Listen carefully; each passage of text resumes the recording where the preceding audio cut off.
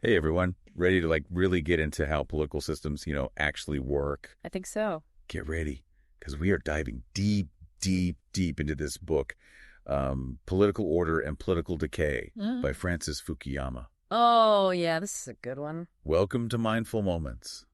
Nourish your mind on the go. This video uses AI narration to present our original book analysis. Cool.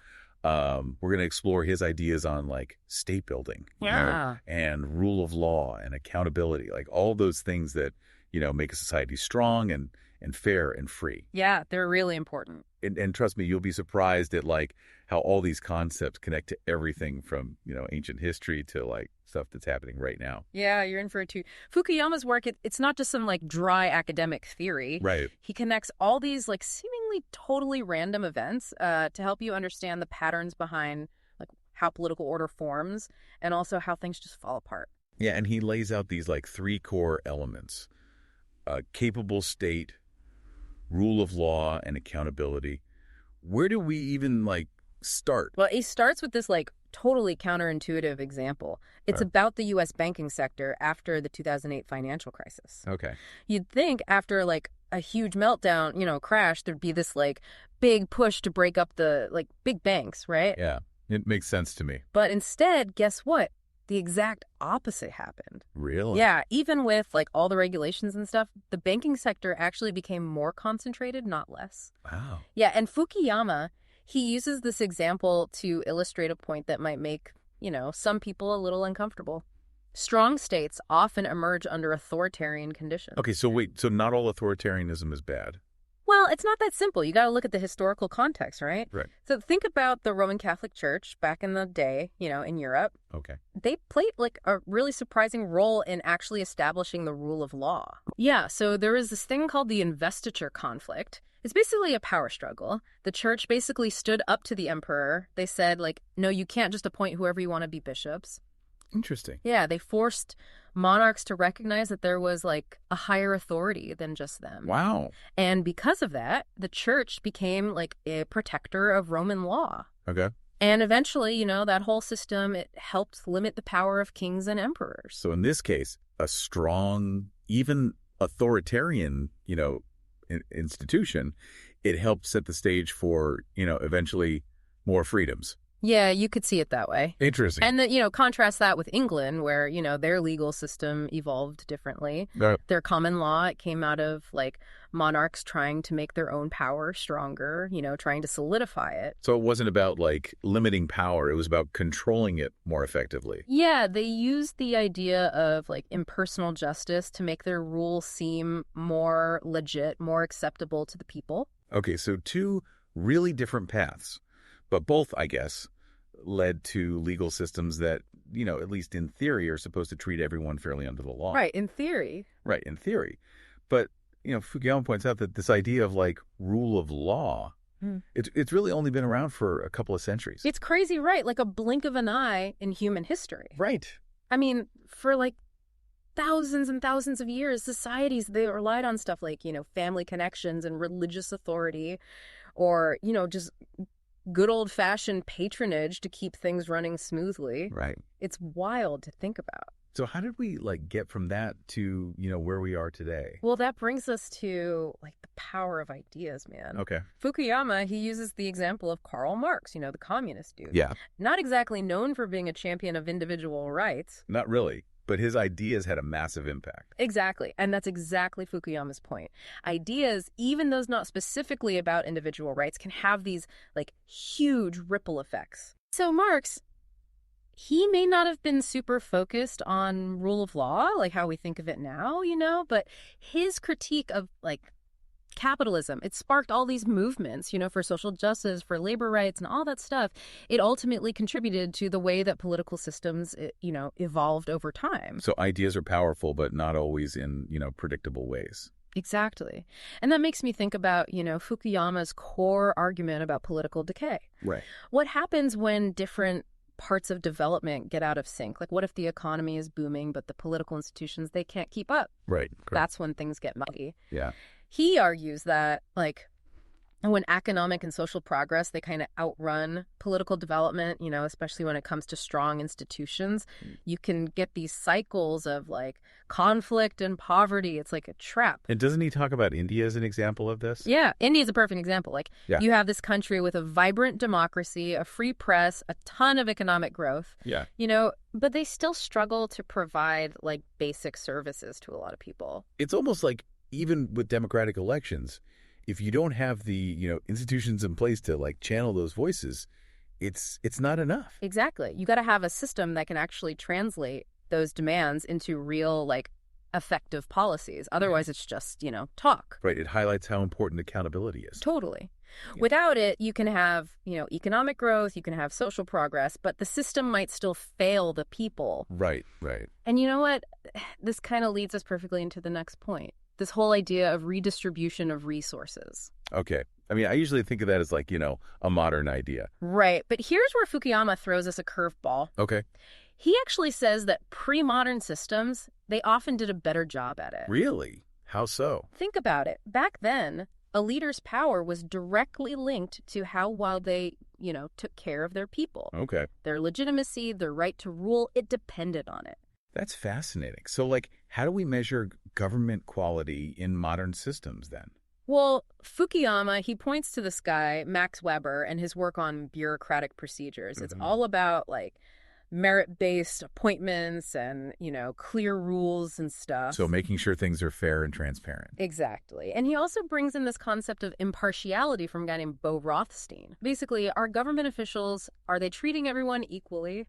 Or are they playing favorites? That's a huge sign of whether a system is working or not. Right, right. It makes sense. And of course, we can't talk about accountability without talking about its, opposite corruption. Yeah, for sure. And Fukuyama, he goes deep into this thing called clientelism. It's like, those networks of favors and patronage, that kind of stuff that like undermines the whole idea of a level playing field. He says when those systems take root, it's bad news because the people in power, they become more focused on like maintaining their networks and, their power than they are on serving the public good. It's like that saying, it's not what you know, it's who you know.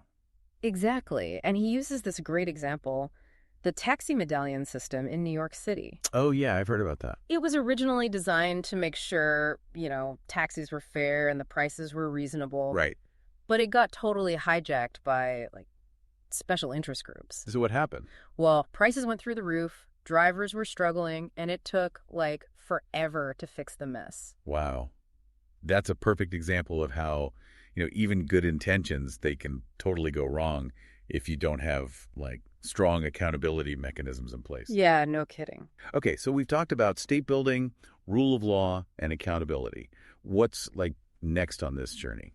Well, we got to zoom out, look at the big picture. Fukuyama says that the spread of ideas like nationalism and democracy, they've like massively shaped political development globally. Okay. Like think about it. Historically, a lot of political innovation, it came from countries competing with each other militarily. So they had to like constantly improve their systems just to survive. Exactly. The desire to win wars, it often pushed them to build stronger, more effective states.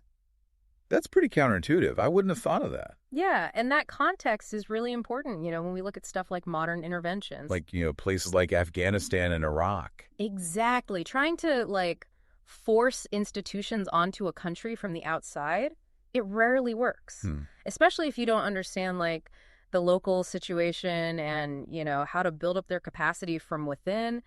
It can be a recipe for disaster.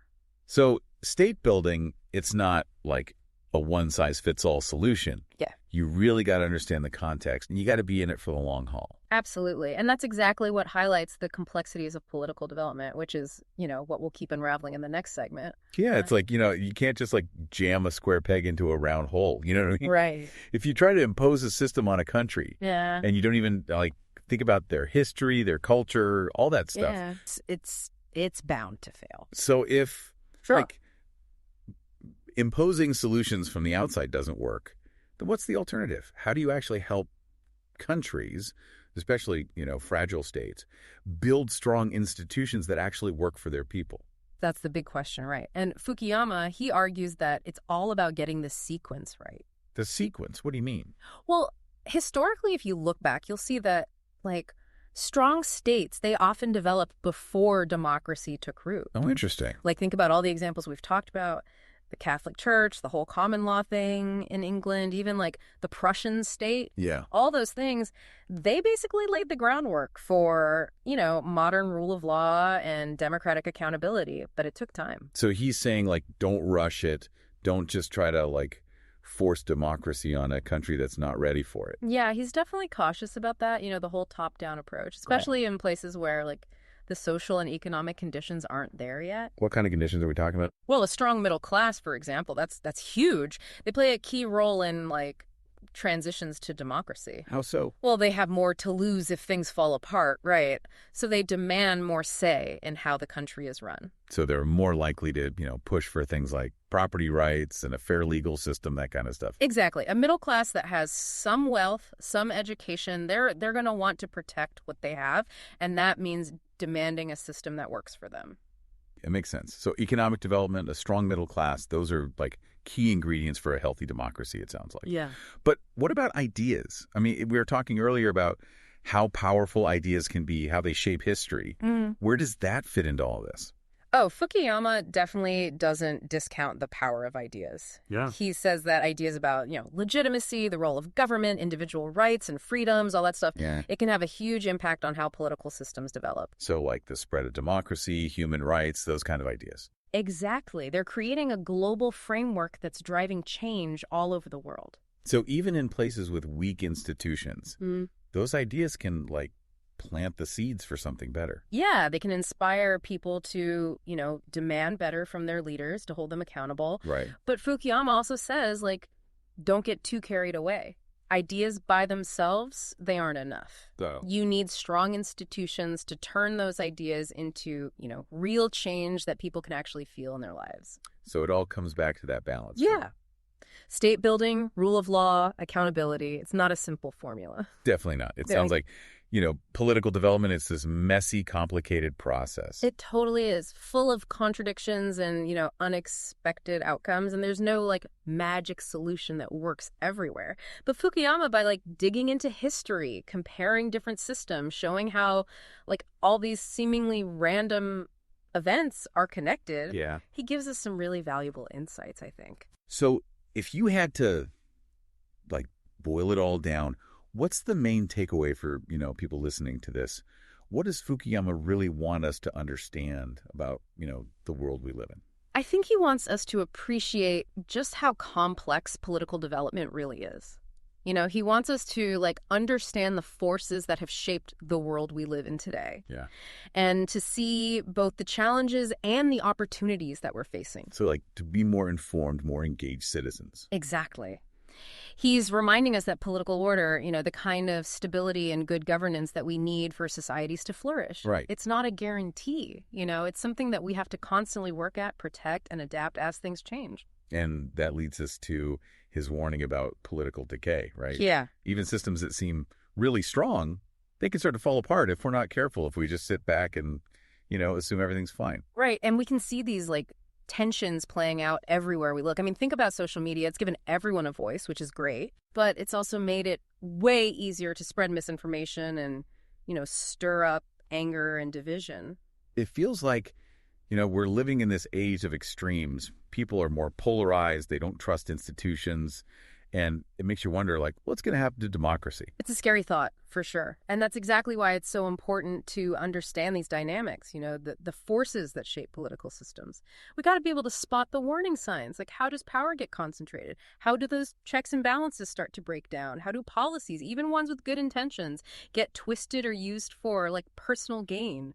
So how do we even begin to navigate all of this? Like, what can we do as individuals to help build a stronger, healthier political system? Well, that's where Fukuyama's analysis gets really interesting. And that's exactly what we're going to dive into as we wrap up this deep dive. So, we're talking about, like, rising populism and people, like, not trusting the elites, this feeling that the system is, like, rigged against them. I don't know. It feels kind of overwhelming. Like, what can we as, regular people, what can we actually do to, like, push back against that? Well, that's the question Fukuyama's really wrestling with, right? And the good news is he doesn't leave us with just, doom and gloom. Good. He says we all have this responsibility to, get involved, participate in the process, hold our leaders accountable, and, really stand up for those institutions that protect our rights and freedoms. So it's more than just like, voting every few years. Way more. It's about being informed, being active in your community, speaking out when you see injustice, fighting for the policies you believe in. Democracy, it's not a spectator sport. You got to get in the game. Right. You got to be active. And vigilant, too. Yeah, for sure. Because, like Fukuyama shows us, political decay, it's like this constant threat. Institutions, they can erode. Power can get concentrated. All those checks and balances, they can weaken. If we're not paying attention, things can, fall apart. He's saying, the future of democracy, it's not like a done deal. We got to keep fighting for it every single day. It's about understanding that, political order, the kind that balances power, protects our rights, actually delivers on its promises. Right. It's fragile, man. It needs to be constantly renewed. It's a powerful message for sure, and I think a really important one, especially right now. I mean, this book, Political Order and Political Decay, it really makes you think about, the world we live in and what role we each play in shaping the future. I totally agree. And this, this deep dive, we've only just scratched the surface. So, if you're interested, I highly, highly recommend you pick up the book and really dive in. Yeah, it's definitely a challenging read, but trust me, it's worth it. The insights you'll get from it will change how you see the world. And, if you're looking for more deep dives like this one, make sure you hit that subscribe button. Check out the link below to get the book. We're here to help you nourish your mind on the go. So until next time, keep learning, keep questioning, and keep pushing the boundaries of your understanding.